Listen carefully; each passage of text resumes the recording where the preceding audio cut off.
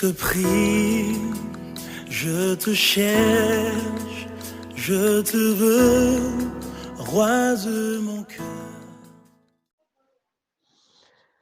Shalom, shalom, je rends grâce à Dieu pour cet accueil chaleureux que tout ce forum m'offre. Je salue tous les bien-aimés du Gabon, Libreville, Port-Gentil, vous tous qui êtes dans ce forum, que le Seigneur vous bénisse. Et je bénis le Seigneur pour l'Église, la source de la parole, le docteur Shaddai Mavakala. Merci pour la confiance. Et je pense que le Seigneur va certainement nous faire du bien. Et je voudrais, sans plus tarder, essayer d'échanger avec vous, comme le docteur vous l'a annoncé, sur un intitulé, un message qui sera comme un partage. Donc, j'aime beaucoup interagir. Donc, nous allons essayer d'interagir ensemble autour du sujet Garde ta vigueur. Alors, si on peut prendre déjà nos Bibles dans le livre des Proverbes, chapitre 31, versets 1 à 3. Alors, je préfère un peu faire plus des audios. J'espère qu'en faisant des audios, vous serez aussi à même d'écouter un tout petit peu ma voix, même si elle est rock. Néanmoins, c'est beaucoup plus agréable pour moi de m'exprimer comme cela au lieu d'écrire. Je ne suis pas très rapide en écriture au clavier, mais lorsque je parle, je me sens un peu plus à l'aise et je pense que je vais mieux communiquer de cette manière-là. Donc, je disais, on va lire Proverbe 31, 1 à 3. Essayez de trouver ça dans vos Bibles et je crois que nous allons essayer de les lire tous. Dans ma version, Proverbe 31, à partir du premier verset, il est écrit Parole du roi, Lemuel, sentences par lesquelles sa mère l'instruisit. Que te dirai-je, mon fils? Que te dirai-je, fils de mes entrailles? Que te dirai-je, mon fils, objet de mes vœux? Ne livre pas ta vigueur aux femmes et tes voix à celles qui perdent les rois. Voilà, j'ai lu cela dans la version Louis II et on va voir dans quelle mesure essayer de décortiquer un tout petit peu les choses que nous pouvons tirer de ce texte. Ce qui m'intéresse le plus, c'est le verset 3, là où il est dit, ne livre pas ta vigueur aux femmes. Au fait, je sais qu'en lisant, apparemment, ce texte concerne un peu plus les garçons. Donc, les mecs, sentez-vous concernés directement en premier lieu, mais les sœurs aussi, vous êtes certainement concernés. Vous comprendrez dans le contenu qu'il ne s'agit pas simplement des garçons qui doivent garder leur vigueur, mais il faut que les filles aussi gardent leur vigueur. Alors, nous allons essayer un tout petit peu de comprendre c'est quoi la vigueur. Lorsqu'on dit garde ta vigueur, qu'est-ce qu'est la vigueur? Eh bien, le mot vigueur peut avoir au moins deux sens. Il y a d'abord la vigueur du corps, et cette vigueur du corps, on peut traduire cela comme étant la force musculaire, la force physique, l'énergie que nous avons dans notre corps lorsque nous sommes en bonne santé, en pleine santé, et que nous sommes vraiment dans la plénitude de notre développement. On est robuste, notre corps va très bien, on se sent fort, on a une capacité de résistance. Alors on peut dire, voilà, cet homme est vigoureux, cette femme est vigoureuse. Donc on peut parler de la vigueur, par exemple, d'un athlète, d'un footballeur, d'un boxeur, d'un sportif. Et ça, c'est la vigueur au niveau du corps. Mais il y a aussi la vigueur au niveau de l'esprit. On peut parler de vigueur en termes de pensée, en termes d'intellectualisme. On peut parler par exemple d'une personne qui est vigoureuse mentalement ou intellectuellement. Il s'agit de la vitalité intellectuelle, donc la force de l'intelligence, le dynamisme qu'une personne a par exemple dans l'expression. Lorsque vous êtes en face de quelqu'un qui est par exemple très éloquent, et qui s'exprime bien et qui s'exprime de manière efficace, avec fermeté. Il a un style expressif assez véhément et on s'est dit non, voilà, cette personne en tout cas s'exprime avec vigueur. Donc là, il s'agit d'une vigueur qui est un peu liée à l'esprit, à la pensée ou à l'intellect. Alors, lorsqu'on parle de la vigueur, c'est aussi une force. En fait, il faut parler, donner un synonyme au mot vigueur. On pourrait dire la vigueur, c'est la force, c'est l'énergie. C'est comme cela que dans la version Darby, par exemple, là on a écrit vigueur, la version Darby écrit force. quand on dit ne livre pas ta vigueur aux femmes, Darby dit ne donne point ta force aux femmes. La vigueur, donc, c'est la force. Et la vigueur en tant que force, justement, c'est beaucoup plus l'apanage de la jeunesse. Au fait, quand vous lisez votre Bible, vous remarquerez que Dieu a toujours décrit la jeunesse comme étant une tranche de personnes qui jouissent de la force. La force, c'est un peu la caractéristique des jeunes. Dans Proverbe 20, par exemple, au verset 29, il est écrit « La force et la gloire des jeunes gens, et les cheveux blancs sont l'ornement des vieillards. » Remarquez là-bas qu'on donne aux vieillards les cheveux blancs. Tant pis pour eux, en tout cas, je suis désolé. Mais on donne aux jeunes la force. On dit la force, c'est cela la gloire des jeunes gens. Donc Dieu reconnaît au fait que lorsqu'on est jeune, eh bien ce qui fait la gloire d'un jeune, c'est sa force ou encore sa vigueur. Vous remarquerez que lorsque Dieu, par exemple, est apparu à Gédéon, lorsque vous lisez l'histoire de Gédéon dans Juge chapitre 6, 14, eh bien, Dieu a dit à Gédéon, va avec la force que tu as, va avec cette force que tu as. Au fait, Gédéon se plaignait, il disait, mais comment je vais aller délivrer mon peuple, comment je vais me battre contre Madian et tout. Mais Dieu lui a dit, va avec cette force que tu as. Ce n'est pas que Dieu est venu donner à Gédéon une force, mais Dieu montre à Gédéon que tu as une force en toi. Il y a une vigueur qui est en toi et il faut que tu l'utilises pour vaincre les ennemis qui maltraitent ta population, qui maltraitent ta famille, ainsi de suite. En d'autres termes, Dieu reconnaît qu'en ce jeune homme-là, Gédéon, il y avait une force, il y avait une vigueur. C'est seulement Gédéon lui-même qui n'en était pas conscient. Il se plaignait, c'est Gédéon qui ne voyait pas de pistes de solution, tandis que la solution était en lui. Et je voudrais dire à un jeune déjà d'emblée que beaucoup de choses que tu penses être impossibles, des choses dont tu te plains, eh bien la solution à ces choses-là se trouve déjà en toi. Parce que Dieu a mis en toi un potentiel qui est là, qui existe, une vigueur qui existe en toi. Et avec cette vigueur, tu peux déjà faire en sorte que certains problèmes puissent trouver des solutions. Il y a une force en toi, il y a une vigueur en toi parce que tu es jeune.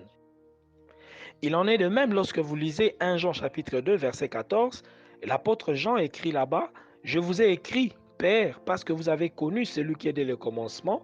Il dit encore, je vous ai écrit, jeunes gens, parce que vous êtes forts et que la parole de Dieu demeure en vous et que vous avez vaincu le malin. Voyez-vous, même l'apôtre Jean dans la Nouvelle Alliance, eh bien, il catégorise, il dit, vous les pères, les adultes, là, les aînés, je vous ai écrit parce que vous avez connu celui qui est dès le commencement, mais vous les jeunes gens, eh bien, je vous écris parce que vous êtes forts. Et on peut se demander, est-ce que Jean parlait de quelle force? Il parlait d'une force physique seulement? Eh bien, pas du tout. Dans le cas de Gédéon, Dieu a dit à Gédéon, va avec cette force que tu as. On peut se dire que Gédéon avait d'abord une force physique en lui et il n'en était pas conscient. Mais ici, il est beaucoup plus question d'une force de l'esprit. Parce que l'apôtre Jean dit, vous êtes forts et que la parole de Dieu demeure en vous. Voyez-vous, une personne qui a la parole de Dieu qui demeure en elle, cette personne-là, au fait, a en elle une vigueur, une force. Et nous savons que nous, en tant que jeunes, nous avons en nous la capacité de nourrir nos âmes, d'accumuler en nous la parole de Dieu. Et cette parole qui habite en nous nous rend forts. Il y a une vigueur qui est en nous. Et cette force qui est en nous, bien aimés, elle est à la fois spirituelle, elle est à la fois physique, elle est à la fois morale. Nous avons un potentiel qui est en nous.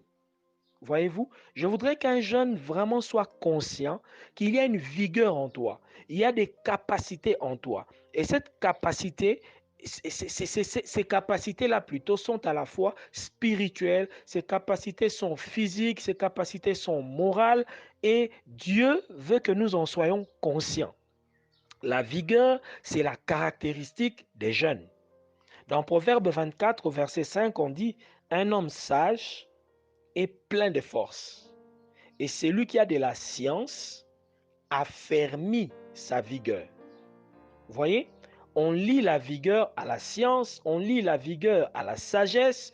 Donc, avoir de la sagesse en soi, avoir de la science en soi, c'est une forme de vigueur. La vigueur, bien aimée dans le Seigneur, ne doit pas être circonscrite simplement sur le plan physique. Ce n'est pas seulement parce que tu as des muscles. Non, avoir des muscles, c'est une bonne chose, c'est une forme de vigueur, c'est une force, mais la sagesse aussi, la science aussi. Voilà pourquoi il ne faut pas négliger les études, parce que tout bagage intellectuel, tout bagage scientifique, toute connaissance qui est en nous, eh bien, ça constitue une force, ça constitue une vigueur et c'est très important d'être conscient de cet investissement, de ce potentiel que Dieu a placé en nous en tant que jeunes. Alors, de manière synthétique plutôt, je peux dire que la vigueur d'un homme, ça représente au fait l'ensemble de tout notre potentiel. Tout le potentiel que tu as, que ce soit un potentiel physique. Ma sœur, si tu es bien bâtie physiquement, tu es belle, tu as une structure bien bâtie, un frère qui est bien bâti, en pleine santé physiquement, eh bien, ça fait partie de ta vigueur. Notre bagage spirituel, tu es un chrétien affermi, rempli de l'esprit, bien-aimé, tu es bien éduqué, tu as une bonne morale. Tout ça, ça fait partie de ta vigueur. La vigueur représente l'ensemble de tout notre potentiel. Même si Dieu t'a fait grâce, tu as une situation financière ou sociale assez aisée, tu ne vis pas dans la précarité comme telle, Dieu a permis que tu croisses par exemple dans un environnement où tu as le minimum requis pour vivre décemment, eh bien, c'est une force, c'est une vigueur. Voyez-vous, tu as des bonnes relations avec les gens, des personnalités, des personnes haut placées, tu as une bonne relation au niveau de la famille, dans la société, tu occupes peut-être une bonne fonction, tu perces, tu as une considération quelconque. Bien aimé, tout le potentiel que Dieu donne à chacun de nous de manière spirituelle, physique, morale, sociale, tout cela, ça fait partie de votre vigueur. Donc prenez conscience de cela. Vous avez en vous une force, Dieu vous a doté d'une vigueur et Dieu s'attend à ce que vous soyez conscient d'abord de cette vigueur-là et que vous soyez conscient de cet investissement divin dans votre vie. C'est très important. Je voudrais dire à un jeune qui m'écoute, arrête de te sous-estimer, arrête de te voir comme si tu n'es moins que rien. Il y a une force en toi, il y a un potentiel en toi. Si tu es chétif physiquement par exemple, tu n'as pas beaucoup de muscles physiquement, tu es faible physiquement, mais spirituellement peut-être que tu es un géant.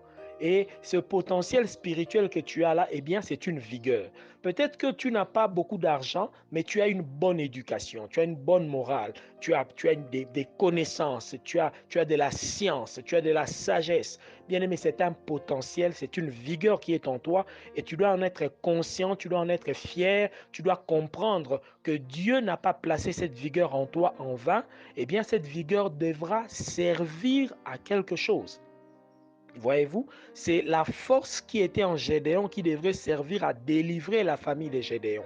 Si Dieu a placé en toi une vigueur, une force, eh bien, cette vigueur-là sera utile d'une manière ou d'une autre pour ton bien, pour le bien de la famille et pour le bien de plusieurs personnes. C'est très important d'être conscient de cela et de commencer à se dire, Dieu ne m'a pas donné cette vigueur en vain. Cette vigueur a un rôle à jouer dans ma vie. Mais il y a un problème qui se pose parfois parmi les jeunes. Quand on parle de la vigueur sous toutes ces formes-là, eh bien, beaucoup de jeunes font parfois un mauvais usage de leur vigueur. Beaucoup de jeunes ne savent pas que par des petits actes, par des petits agissements, ils sont en train d'utiliser, de mal utiliser au fait leur vigueur ou leur force. Vous remarquerez par exemple dans la Bible, on dit dans Jérémie 23 au verset 10, Dieu dit là-bas, le pays est rempli d'adultère et les gens n'ont de la force que pour l'iniquité. Ce texte, au fait, quand je l'ai lu, c'était percutant, c'est vraiment frappant. Dieu dit que ces gens-là, ils n'ont de la force que pour l'iniquité. Ça veut dire qu'il y a des gens qui n'utilisent leur vigueur que pour pécher. Ils n'utilisent leur vigueur que pour faire de mauvaises choses. Je vous explique par exemple. Un jeune peut être très éloquent, une jeune fille peut être très éloquente, mais elle utilise cette éloquence-là pour être spécialiste en injures. Vous savez, il y a des jeunes filles, quand elles se mettent à injurier quelqu'un, c'est comme si elle a eu un bac plus 3 en injure. C'est comme si elle est professionnelle, elle a un master en injure, elle a des termes savants, elle a une manière de décortiquer le physique de quelqu'un tout en dénigrant, en injuriant. Eh bien, c'est comme quelqu'un qui utilise son intelligence au mal. Il utilise sa sagesse au mal, son éloquence au mal. Il y a des jeunes qui sont bien bâtis physiquement, il a un beau corps et il est musclé. Quand vous regardez vraiment son torse là, tablette de chocolat, chez nous on les appelle les pomba. Pomba, donc il est fort, il est bien musclé, bien bâti, mais il utilise ce corps vigoureux là, rien que pour courir les filles. Alors il devient un vrai tombeur.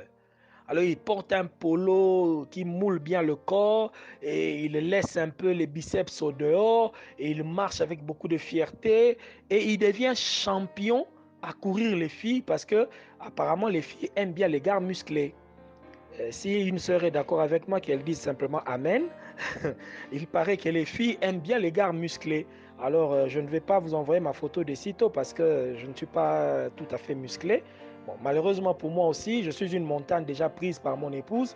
Mais au fait, les filles courent beaucoup derrière les gars musclés un peu bien bâtis. Et il y a des garçons justement à qui Dieu a donné une bonne santé, Dieu lui a donné des muscles, mais il utilise ces muscles-là uniquement pour le péché, pour la débauche. Et il pense faire carrière, je ne sais pas moi dans quel métier de fornication peut-être, et de remplir un palmarès en disant voilà, j'ai 23 ans, mais j'ai déjà couché avec 22 filles. Et il s'en glorifie. Vous verrez une jeune fille à qui Dieu a donné la beauté physique, elle est belle, très attirante et tout, mais elle n'utilise ce beau corps, ce potentiel-là, cette vigueur-là, que pour courir avec des garçons.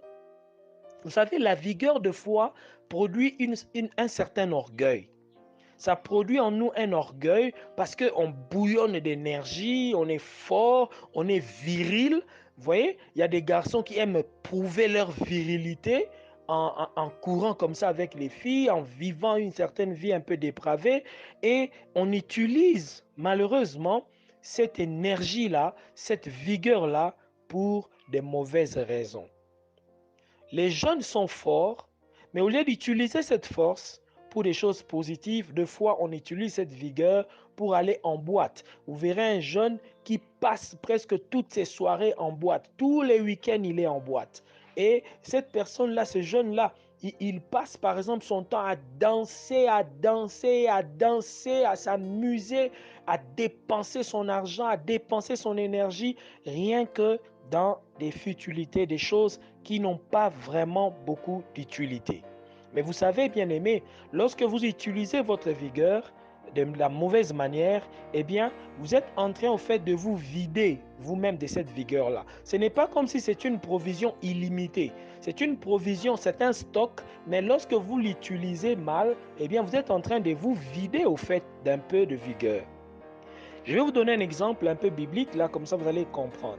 Quand vous lisez Exode, au chapitre 1, on nous parle là-bas des femmes israélites qui étaient vigoureuses, qui accouchaient avant même l'arrivée de la sage-femme. Je pense que beaucoup d'entre vous connaissent cette histoire. Au fait, Pharaon avait demandé aux femmes égyptiennes, aux sages-femmes égyptiennes, qu'elles devraient tuer tous les bébés garçons qui naîtraient des femmes israélites. Mais les sages-femmes égyptiennes ont répondu à Pharaon, mais écoute, Pharaon, les femmes des Hébreux ne sont pas comme les Égyptiennes. Elles sont vigoureuses, elles accouchent avant même l'arrivée de la sage-femme.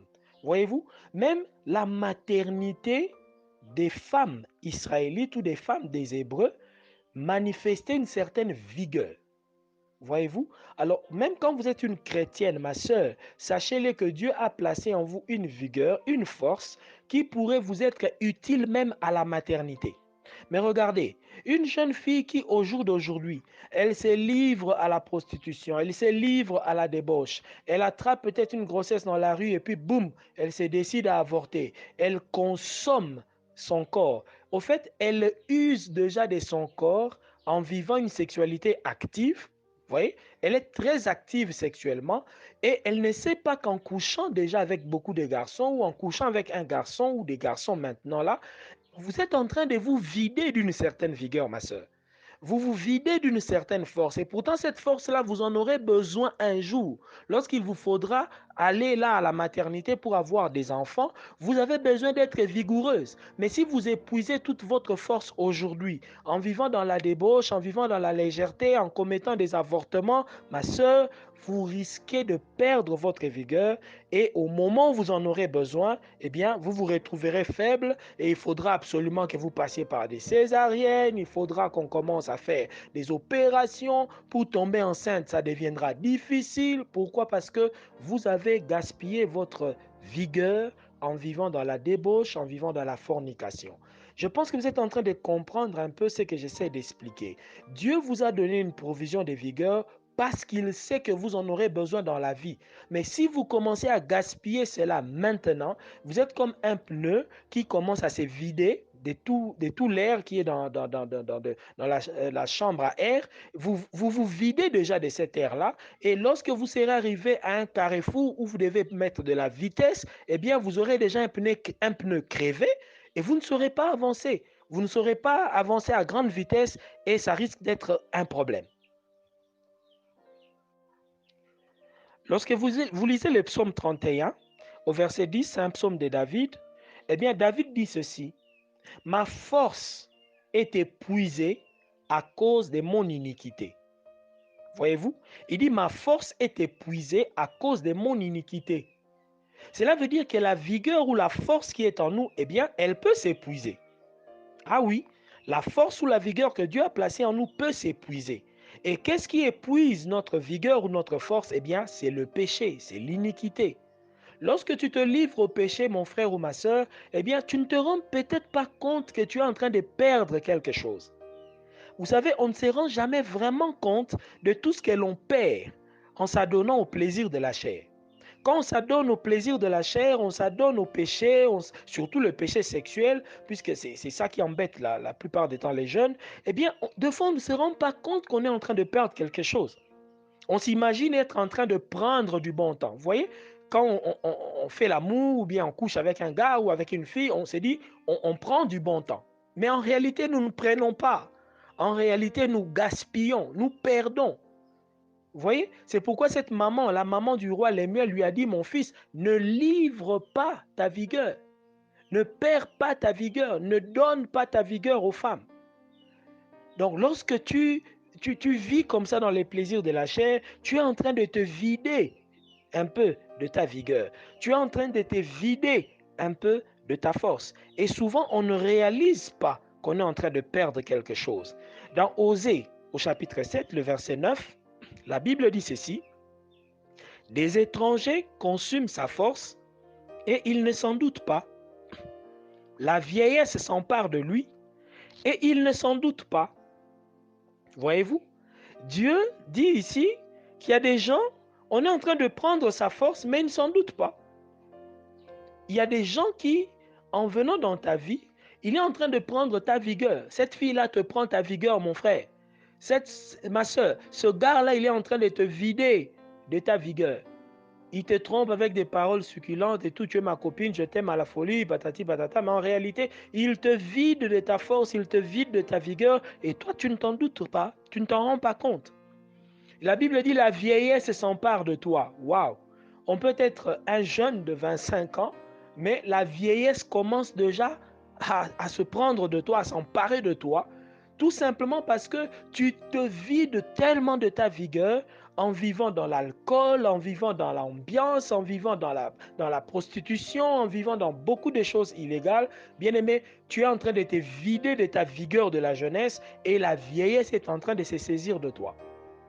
Pas plus tard qu'hier, j'étais avec bon, je ne peux pas dire un ami, mais un gars avec qui on a grandi ensemble dans le même quartier. Nous avons presque le même âge. Je me rappelle que lorsque nous avions 15, 16 ans et tout, et le gars là, c'était un champion, hein. Il était connu comme un grand coureur de filles. Il était tellement beau, élégant et tout, et les filles lui couraient après comme pas possible. Et il a vécu dans l'ambiance comme vous n'avez pas idée.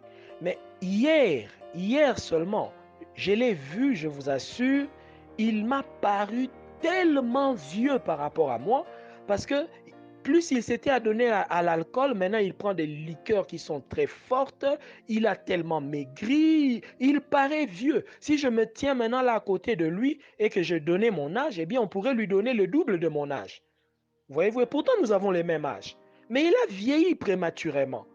Vous savez pourquoi? Parce qu'il s'est vidé prématurément aussi de sa vigueur. Il ne le savait pas, mais il s'est vidé de sa vigueur. Bien aimé, la vigueur peut s'épuiser. On peut perdre sa vigueur. Parce que vous n'avez pas la force d'une pierre. Vous n'avez pas une force des reins. Vous pouvez vous vider de votre vigueur en faisant n'importe quoi, en donnant cette vigueur au néant. Et vous verrez que quand le moment viendra où il vous faudra, par exemple, avoir des enfants, eh bien, je ne sais pas si vous aussi vous pourrez parler comme Jacob, qui a dit que Ruben, son fils préméné, eh bien, il était les prémices de sa vigueur. Quand vous lisez Genèse 49 au verset 3, Jacob pouvait dire, Ruben, toi, mon premier-né, ma force, les prémices de ma vigueur. Est-ce que frère, quand toi tu entreras dans le mariage, le premier enfant que tu vas avoir là, est-ce que tu peux dire que cet enfant est les prémices de ta vigueur? Ou alors c'est maintenant là que tu es déjà en train de gaspiller ta vigueur avec des copines? Ma soeur, est-ce que tu pourras dire que ton enfant là, le premier-né, c'est vraiment les prémices de ta vigueur? Ou alors tu es peut-être déjà en train d'avorter, tu en as déjà avorté un ou deux et tout, et tu ne pourras plus dire que cet enfant-là est les prémices de ta vigueur parce que tu as déjà un peu gaspillé ta vie. Vous savez, mes frères et sœurs, deux fois, lorsque nous épuisons un peu notre vigueur, nous pouvons même arriver à mourir dans la force de l'âge. Et c'est très grave. Vous savez, il y a beaucoup de jeunes qui meurent trop tôt, qui meurent dans la force de l'âge, tout simplement parce qu'ils ont perdu déjà leur vigueur intérieure. Au fait, il a déjà gaspillé ses années en vivant dans la débauche. Il y a un lien fort entre les années de la vie de quelqu'un, les années que Dieu a destinées à la vie de quelqu'un et la vigueur que Dieu a donnée à quelqu'un. Lorsque vous gaspillez votre vigueur, vous gaspillez en même temps les années de vie que Dieu vous a données. Et je peux vous l'éprouver dans Proverbes chapitre 5 au verset 9. La Bible dit, de peur que tu ne livres ta vigueur à d'autres et tes années à un homme cruel. Au fait, Salomon dans ce texte était en train de conseiller des jeunes gens de ne pas courir avec la femme d'autrui, de ne pas courir avec la femme étrangère, avec des prostituées par exemple, et il dit, de peur que tu ne livres ta vigueur à d'autres. Posez-vous la question, un garçon qui couche avec une prostituée ou qui couche avec une fille, Salomon dit, tu as livré ta vigueur, tu as donné ta vigueur à d'autres. Il ne dit même pas que tu as donné ta vigueur à cette femme-là, mais à d'autres personnes. C'est-à-dire, tu as placé ta vigueur dans cette femme et les autres hommes qui viennent, qui sortent aussi avec cette femme-là, ils puisent au fait dans cette femme-là ta vigueur à toi et ils s'en vont avec. Et cette vigueur-là, bien aimé, c'est aussi les années de ta vie que tu as déposées dans le sein de cette femme-là et d'autres personnes peuvent prendre cela. Je sais ce que je vous dis, je suis pasteur, nous avons eu à faire des cures d'âme de certaines personnes qui ont été dans l'occultisme et ces personnes-là vous diront par exemple qu'ils avaient l'habitude de sortir avec des jeunes filles pour commencer à utiliser ces jeunes filles-là comme des pièges et prendre la vigueur des jeunes gens. Des fois, vous remarquez un papa qui a 50 ans, il est friqué, c'est un homme d'affaires, il court avec des filles de 20 ans, de 22 ans, de 25 ans. Au fait, quand il court avec cette fille-là, il transforme cette fille en piège. Et si toi, un jeune homme, tu sors avec cette fille-là de 22 ans, tu sors avec cette fille-là de 17 ans, 18 ans, bien aimé, tu laisses ta vigueur là. dans le sein de cette jeune fille. Et lui, ce monsieur-là qui est soit un occulte et tout, en sortant avec cette jeune fille-là, il récupère toute cette vigueur pour lui. Il récupère les années de ta vie, il récupère ta destinée, il récupère toutes les bonnes choses que Dieu avait prévues pour toi, il les récupère. Ce sont des transactions spirituelles, c'est un commerce de monde de ténèbres qui se fait et beaucoup de jeunes gens ne le savent pas. Mes amis, le sexe est hautement spirituel. J'ai dit bien hautement spirituel. Par le sexe, tu peux faire commerce de ta vigueur, tu livres ta vigueur, tu donnes ça gratuitement, tu dilapides ta vigueur, tu dilapides les années de ta vie et quelqu'un peut comme ça d'emblée venir récupérer ça et tu meurs jeune, tu meurs à la fleur d'âge tout simplement parce que tu as joué avec ta vigueur, tu as livré ta vigueur à d'autres. Vous savez, le diable, il cherche à tout prix à avaler toutes les personnes qui ont une certaine vigueur.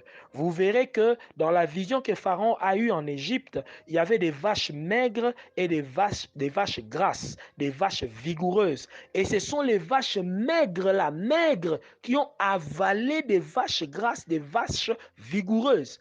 Le diable, il cible toujours les jeunes qui ont une certaine vigueur, qui ont un potentiel. Il va te piéger, il t'envoie un certain garçon, il t'envoie une belle fille là. Mais en réalité, cette belle fille là, c'est comme une vache maigre, une vache chétive qui vient pour te dévorer, toi la vache grasse, la vache vigoureuse. Faites très attention mes amis, vous risquez de perdre votre vigueur, vous risquez de perdre ce que Dieu a placé en vous comme potentiel tout simplement à cause d'un moment de plaisir. Ce que je pourrais vous demander, mes frères et sœurs, puisque je dois chuter, j'arrive à la fin de mon exposé d'aujourd'hui. Nous allons continuer par la grâce de Dieu la semaine prochaine.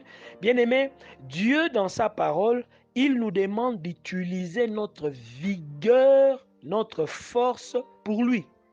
Je ne sais pas si vous l'avez déjà remarqué, mais dans Marc chapitre 12 au verset 30, lorsqu'il a été posé au Seigneur la question de savoir quel était le plus grand commandement, il a dit, tu aimeras le Seigneur ton Dieu de tout ton cœur, de toute ton âme, de toute ta pensée et de toute ta force. Voyez-vous, on nous demande d'aimer Dieu de toute notre force. Ce n'est pas Dieu qui nous donne cette force-là, mais il dit, notre force-là que nous avons, nous devons l'utiliser pour aimer Dieu. Donc, il y a une force en nous et nous devons utiliser cette force pour aimer Dieu. Dieu ne nous demande pas seulement de l'aimer avec notre cœur, pas seulement avec toute notre âme, pas seulement avec toute notre pensée. Il veut aussi que toute notre force puisse être dirigée comme un acte d'amour envers lui. C'est ainsi, par exemple, que si Dieu vous a donné la vigueur, la force, vous savez très bien danser, vous savez très bien exhiber votre corps, c'est une bonne chose. Mais utilisez cette force-là, cette vigueur-là des danseurs, pas pour aller en boîte, mais pour danser pour le Seigneur. C'est comme ça que dans 2 Samuel 6, 14, on nous dit, David dansait de toute sa force devant l'Éternel. Voyez-vous, si vous êtes jeune, vous aimez bien danser, n'allez pas danser en boîte. Dansez de toute votre force pour le Seigneur. Autrement dit, mettez votre vigueur au service du Seigneur. Mettez votre vigueur, votre force à servir Dieu, à louer Dieu, à aimer Dieu. C'est très, très important. Vous remarquerez que Jacob, par exemple, celui dont je venais de parler, il nous est dit dans la Bible, dans Osée 12 au verset 3, que dans sa vigueur, Jacob lutta avec Dieu. Nous savons que la lutte de Jacob avec Dieu, c'est une expression de prière, c'est une image de la prière, que nous devons lutter avec Dieu jusqu'à obtenir la bénédiction. Eh bien, Jacob a utilisé sa force physique, il s'est battu avec Dieu comme ça en donnant à Dieu des coups, lui aussi il a encaissé des coups simplement parce qu'il cherchait la bénédiction. Utilise ta force à chercher Dieu dans la prière, à jeûner, à prier, à faire des sacrifices pour obtenir de Dieu la bénédiction. Au lieu d'utiliser par exemple ta vigueur à t'amuser simplement, à jouer simplement avec les filles d'autrui ou à faire je ne sais quoi moi, à aller en boîte pour prendre un peu de la chicha et tout, bien aimé, utilise ta vigueur pour aimer Dieu, pour servir Dieu, pour la gloire de Dieu. Voilà, bien aimé dans le Seigneur, prochainement par la grâce de Dieu, Je vais encore revenir pour vous montrer comment vous pouvez utiliser votre vigueur pour Dieu et quels sont les avantages d'utiliser votre vigueur pour Dieu. En attendant, je fais une pause par là pour vous laisser le temps aussi de réagir, de poser des questions ou encore de faire quelques remarques sur ce qui a été dit. Que Dieu vous bénisse et je reste à votre disposition. Je vais peut-être répondre par écrit ou alors par des petits audios. Que le Seigneur vous bénisse richement. Merci. Père céleste, Dieu bien-aimé, nous sommes reconnaissants pour cette opportunité merveilleuse que tu nous as donnée. Merci pour tous ces bien-aimés, ainsi que pour ton serviteur, le pasteur Shaddai, qui a pris cette initiative de nous mettre ensemble, Seigneur, autour de ta parole. Et Père, maintenant je m'avance au devant de ton trône de grâce, mon esprit lié aux esprits de mes frères et sœurs. Nous comparaissons devant toi afin de t'implorer, de nous faire grâce. Accorde-nous, Seigneur, ta miséricorde pour toute cette jeunesse du Gabon, cette jeunesse qui te désire, cette jeunesse qui a tant besoin de toi. Seigneur, s'il te plaît, manifeste ton grand amour pour le Gabon, pour tous ces jeunes gens, pour la vigueur de cette nation. Permets, Seigneur, que cette jeunesse qui est la force de la nation puisse rester connectée à toi, puisse te connaître encore mieux, se consacrer à toi, puisse travailler dans la justice, dans la droiture, développer des valeurs d'intégrité et de justice.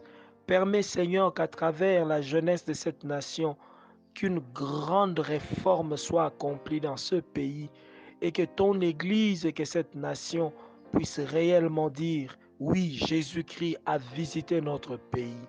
Seigneur, je prie pour que tu puisses élever une grande armée de jeunes gens, des jeunes remplis du Saint-Esprit, des jeunes qui marchent dans la crainte de Dieu, dans la justice, de jeunes qui mettent au service de Dieu et de la nation tout ce que tu as placé en eux comme potentiel. Père, bénis le pasteur Shaddai, bénis son ministère, son foyer, bénis son Église et fais en sorte, Seigneur, que nous puissions être conservés saints pour toi jusqu'à ce que tu reviennes.